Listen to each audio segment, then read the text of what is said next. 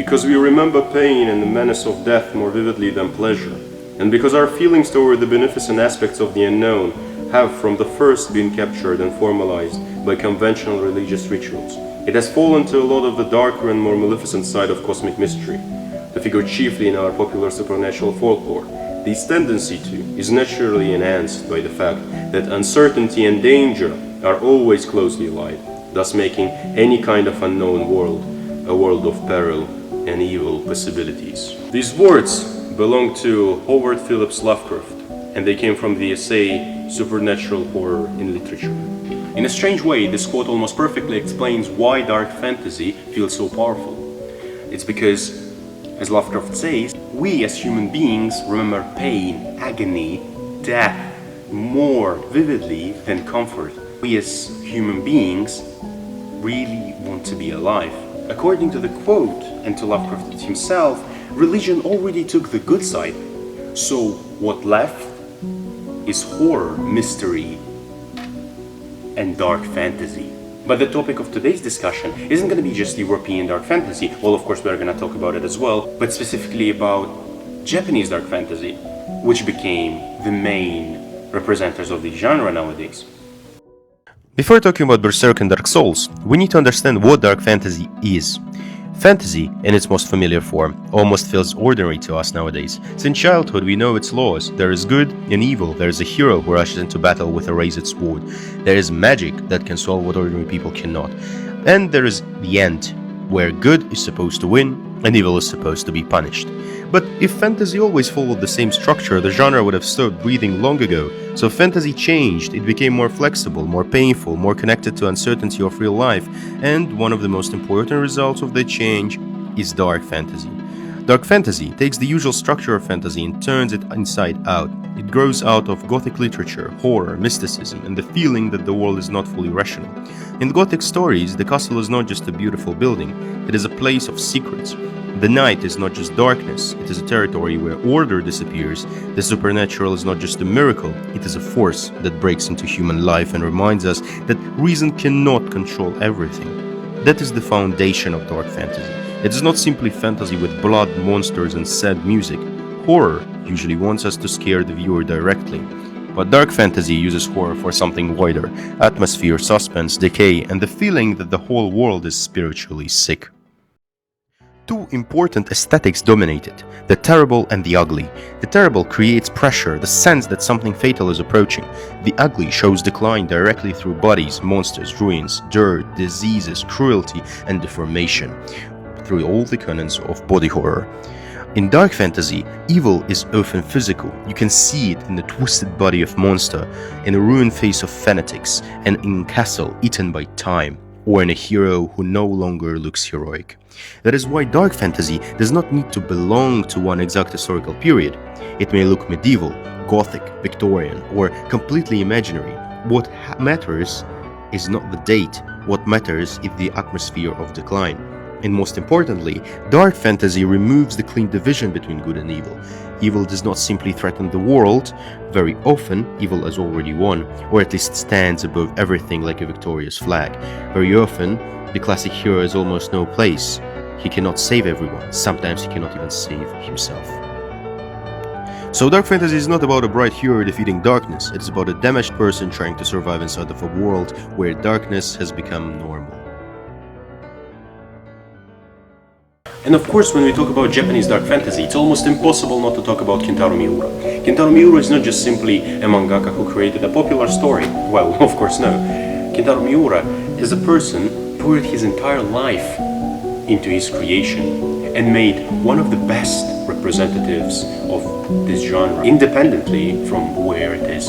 He created Berserk. The word Berserk itself, it goes to back Scandinavian and Germanic culture, where it was the name for the warriors who were insensitive to pain, who were almost impossible to beat, who were incredibly strong and fast, and who were driven by fury and anger. As we can see in his creation, the main character, Guts, is not just simply a heroic figure. Of course no, even his backstory isn't like this. He was found under the corpse of his mother who was hanged on a tree. But what makes Berserk so powerful? Miura does not simply use darkness for the show. Berserk is powerful not just because it took the European dark fantasy elements, no, it took them and intensified them. And while the main character is not just a heroic figure, he is a manifestation of the will to live.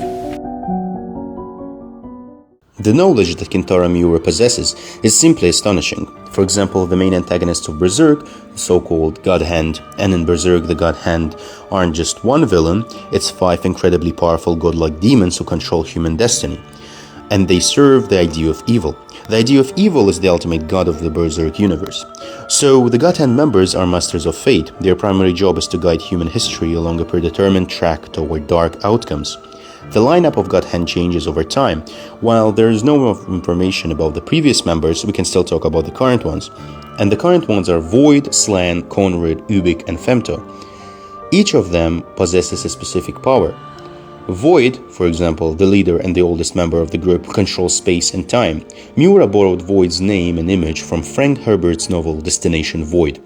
Conrad, who is responsible for diseases and pestilence, came to Miura from the novel This Immortal by American science fiction writer Roger Zelazny, specifically from the character Konrad Nomikos. Slan specializes in human suppressed feelings, desires, and instincts. She adores human emotions, and her name was also taken from science fiction literature from Alfred van Voogt's novel Slan. Ubik is a master of manipulation and mind control.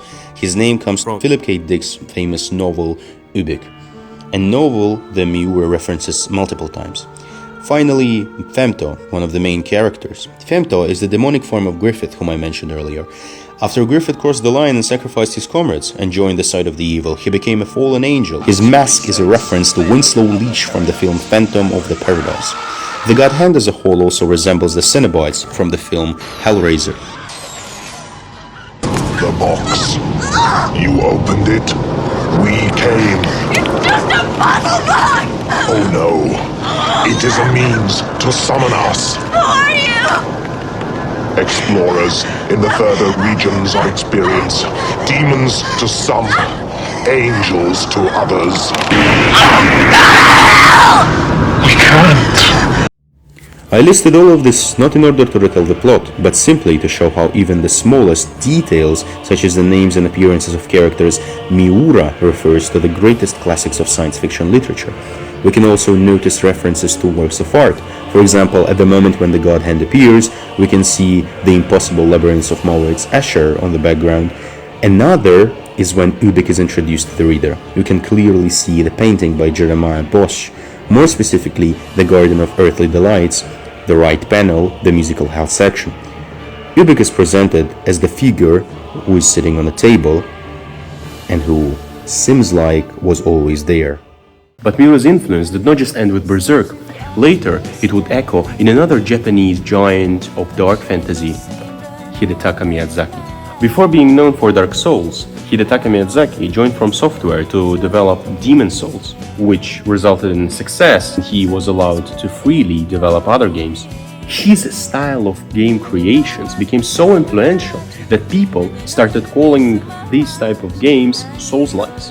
While a lot of people are talking about how hard Souls-likes are, we will focus on the atmosphere, and I think that his genius is specifically in the atmosphere of the games that he creates.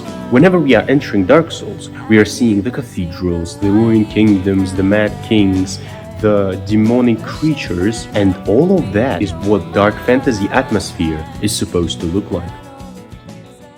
Like Berserk, Dark Souls is Japanese in creation, but European in much of its visual and mythological DNA. The first major influence is in medieval and Gothic Europe. Castles, cathedrals, knights, dragons, gargoyles, bells, and dead soldiers, Stonebridge, towers, and sacred architecture.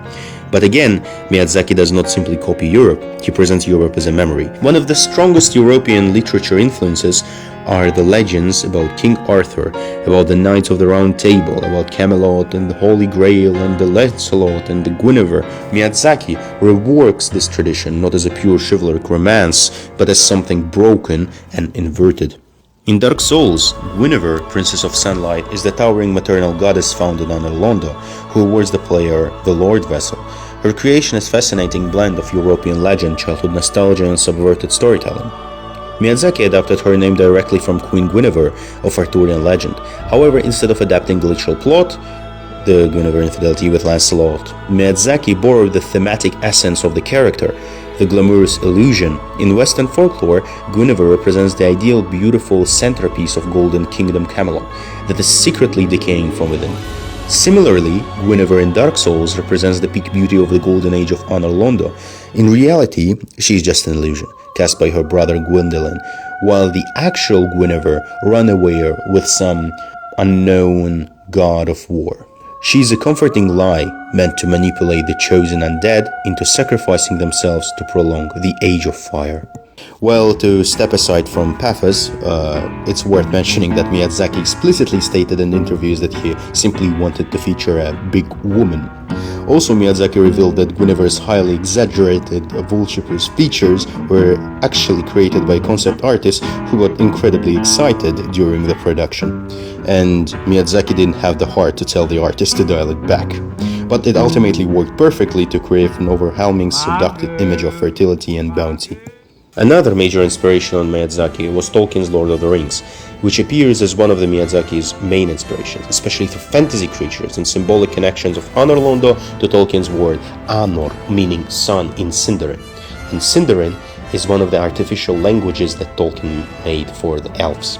And Honor Londo is maybe the perfect example. Coming back to it, when you first arrive, it looks divine. Golden light, white stone, huge architecture, the city of gods. But the longer you stay, the more uncertain it becomes. Is this glory real? Is the sunlight truth or just an illusion? Are the gods still here, or are we walking through a beautiful lie? This is where Dark Souls becomes more fantasy. It becomes archaeology. You are not just playing a story, you're excavating one. One of the most important details about Miyazaki is how he experienced fantasy as a child. Miyazaki loved reading fantasy and legends, but often had to read works in English. Imagination helped him to build the story. Especially important childhood influence was Steve Jackson's Sorcery, an adventure game book. This explains so much about Dark Souls. Dark Souls does not tell the story clearly. It doesn't have a specific linear plot. It gives fragments that you must discover on your own while reading the descriptions. And the player has to assemble the meaning.